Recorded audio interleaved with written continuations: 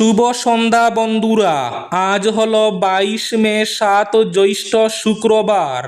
আজকের সন্ধ্যার বিশেষ বিশেষ খবরগুলি হলো: গরু খাওয়াটা আমি সমর্থন করি না, প্রত্যেকবারই আমি ঈদের আগে আপত্তি করি। গরু নিয়ে আইনও রয়েছে রাজ্যে, প্রকাশ্য স্থানে গরু খাওয়া ধরা পড়লে 3 বছরের জেল, আজ বললেন মুখ্যমন্ত্রী হিমন্ত বিশ্ব শর্মা। মরণ ফাঁদ তাপ কক্ষ, প্রবল গরমে গাড়ির ভেতর আটকে 2 বোনের মর্মান্তিক মৃত্যু। এবার করিমগঞ্জ সিভিল হাসপাতালে কেমোথেরাপি ইউনিট চালু। আগামী 25 ও 26 মে দেশ জুড়ে ব্যাংক ধর্মঘটের ডাক দিয়েছে all India state bank of India staff federation.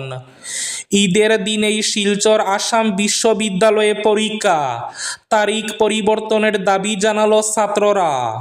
বদরপুরের Nabinchandra কলেজের অধ্যক্ষের কাছে স্মারকপত্র।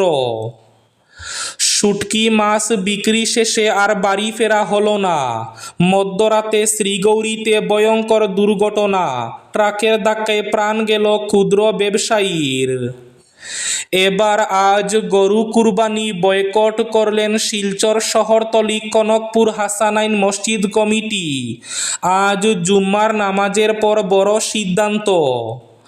মূল্যবৃদ্ধি নিয়ে আজ প্রতিবাদে বিধানসভা ত্যাগ কংগ্রেস বিধায়কদের। দেশের সেরা জেলা প্রশাসকদের তালিকায় কাছাড়ের সন্তান বিক্রম কৈরি। পুকুরে রহস্যজনকভাবে উদ্ধার 2 ছাত্রীর মৃতদেহ। এবার ঈদে কুরবানিতে গরু বর্জনের আহ্বান উদারবন্দেও, স্থানে স্থানে সবাই সহমত। এবং শেষ খবরটি, কালীগঞ্জে এক দিনমজুরের রহস্য মৃত্যু, খুন না অন্য কিছু, এ ঘিরে ধোঁয়াশা। তাহলে বিস্তারিত খবরে যাওয়ার আগে অবশ্যই ভিডিওটিতে একটি লাইক করে চ্যানেলটি সাবস্ক্রাইব করে পাশের বেল আইকনটি বাজিয়ে রাখবেন এবং ফেসবুক পেজটি ফলো করে ভিডিওটি অবশ্যই শেয়ার করবেন, যাতে সঠিক তথ্যগুলো সবার কাছে পৌঁছাতে পারে। এবার শুনুন আজকের খবরগুলির বিস্তারিত। প্রথম খবর, করিমগঞ্জ সিভিল হাসপাতালে কেমোথেরাপি ইউনিট চালু। ক্যান্সার চিকিৎসা পরিষেবা আরও শক্তিশালী করা এবং রোগীদের চিকিৎসা গ্রহণ সহজতর করার লক্ষ্যে করিমগঞ্জ সিভিল হাসপাতালে কেমোথেরাপি ইউনিট চালু হয়েছে, যা অসম ক্যান্সার কেয়ার ফাউন্ডেশন এবং টাটা ক্যান্সার হাসপাতাল, শিলচর মেডিকেল কলেজ ও হাসপাতালের সহায়তা এবং কারিগরি নির্দেশনায় কার্যকর হয়েছে। নবগঠিত কেমোথেরাপি ইউনিটে 4টি শয্যা অর্থাৎ বেড রয়েছে, যেখানে কেমোথেরাপি পরিষেবা প্রদান করা হবে। এই চিকিৎসা সম্পূর্ণ বিনামূল্যে প্রদান করা হচ্ছে, যা রোগী এবং তাদের পরিবারের আর্থিক বোঝা কমাতে এবং দূরবর্তী স্থানে বারবার চিকিৎসার জন্য যাতায়াতের প্রয়োজনীয়তা হ্রাস করতে সহায়ক হবে। মরণ ফাঁদ তাপ কক্ষ, প্রবল গরমে গাড়ির ভেতরে আটকে 2 বোনের মর্মান্তিক মৃত্যু। উত্তর ভারতের বিস্তীর্ণ অংশ বর্তমানে তীব্র এবং অসহনীয় তাপ প্রবাহের কবলে। এ যেন মে মাসের শুরু নয়, জুনের শেষ দিক। দিল্লি থেকে মুম্বাই এবং রাজস্থান থেকে বিহার প্রচণ্ড গরম আবহাওয়া জনজীবনকে বিপর্যস্ত করে তুলেছে। দুপুরে রাস্তাঘাট প্রায় ফাঁকা হয়ে যাচ্ছে এবং সূর্যাস্তের পরও তাপ থেকে বিশেষ স্বস্তি মিলছে না। এই পরিস্থিতিতে রাজস্থানে আলওয়ারে দাঁড়িয়ে থাকা একটি গাড়ির ভেতরে খেলার সময় দুর্ঘটনাবশত আটকে পড়ে প্রচণ্ড গরম সহ্য করতে না পেরে 2 বোনের মৃত্যু হয়েছে। হৃদয় বিদারক এই ঘটনাটি ঘটেছে রাজস্থানে আলওয়ারে বৈশালীনগর থানার অন্তর্গত খুদানপুরি গ্রামে। এই ঘটনাটি এমন এক সময়ে ঘটল যখন উত্তর ভারতের সমতল অঞ্চল যখন প্রচণ্ড গরমে পুড়ছে। বৃহস্পতিবার আলওয়ারে তাপমাত্রার পারদ ছিল প্রায় 43 ডিগ্রি সেলসিয়াস। পুলিশ সূত্রে খবর, মৃত দুই নাবালিকার নাম লক্ষ্মী এবং টিনা। লক্ষ্মীর বয়স 5 এবং টিনার 8। ওই দুই মেয়ে বুধবার বিকেলে তাদের বাড়ির কাছে খেলতে গিয়েছিল। খেলতে খেলতে তারা কাছাকাছি একটি গ্যারেজে পৌঁছায়, যেখানে যেখানে ত্রুটিপূর্ণ ওই গাড়িটি দাঁড় করানো ছিল। পুলিশ জানিয়েছে, দাঁড়িয়ে থাকা ওই গাড়ির ভেতরে খেলার সময় দুর্ঘটনাবশত আটকে পড়ে দুই বোন লক্ষ্মী এবং টিনা। অনেক চেষ্টা করেও গাড়ির দরজা খুলতে পারেনি দুই খুদে। গরু খাওয়াটা আমি কখনো সমর্থন করি না। প্রত্যেকবারই আমি ঈদের আগে এ নিয়ে আপত্তি করি। গরু নিয়ে রাজ্যে আইনও রয়েছে। প্রকাশ্য স্থানে গরু খাওয়া হলে 3 বছরের জেলের বিধানও রয়েছে, বললেন মুখ্যমন্ত্রী হিমন্ত বিশ্ব শর্মা। এদিকে গরু কুরবানি বয়কট করলেন শিলচর শহরতলি কনকপুর হাসানাইন মসজিদ কমিটি। শিলচর শহরতলির কনকপুর হাসানাইন মসজিদ কমিটি গরু কুরবানি বর্জনের ঐতিহাসিক সিদ্ধান্ত নিয়েছেন। আজ শুক্রবার জুম্মার নামাজ আদায়ের পর এই সিদ্ধান্ত ঘোষণা করা হয়। মসজিদের শাহী ইমাম মৌলানা সুয়াইবুর রহমান বলেন, শান্তি এবং সম্প্রীতি বজায় রাখতে এবং সনাতন ধর্মাবলম্বী সমাজের মানুষের ধর্মীয় অনুভূতিতে আঘাত না দিতে গরুর পরিবর্তে বিকল্প পশু কুরবানি করার আহ্বান জানান তিনি বলেন, ইসলাম শান্তির ধর্ম। এই ধর্ম চায় অন্য ধর্মকে কষ্ট না দেওয়া।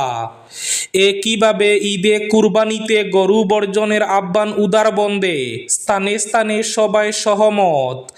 আসন্ন ঈদুল আজহাকে সামনে রেখে পশ্চিম উদারবন্দ লাঠিগ্রাম ঈদগাহ কমিটির উদ্যোগে এক গুরুত্বপূর্ণ প্রস্তুতি সভা অনুষ্ঠিত হয়। সবাই সাম্প্রদায়িক সম্প্রীতি বজায় রেখে শান্তিপূর্ণভাবে ঈদ উদযাপনের উপর বিশেষ গুরুত্ব আরোপ করা হয়। পাশাপাশি কুরবানির ক্ষেত্রে গরুর পরিবর্তে অন্য পশু দেওয়ার পক্ষে মত প্রকাশ করেন বক্তারা। মধ্যরাতে শ্রীগৌরীতে ভয়ঙ্কর দুর্ঘটনা।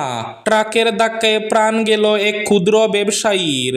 শুটকি মাছ বিক্রি শেষ করে বাড়ি ফেরা হলো না। বাড়ি ফেরার পথে নিহত হলেন এক ব্যবসায়ী।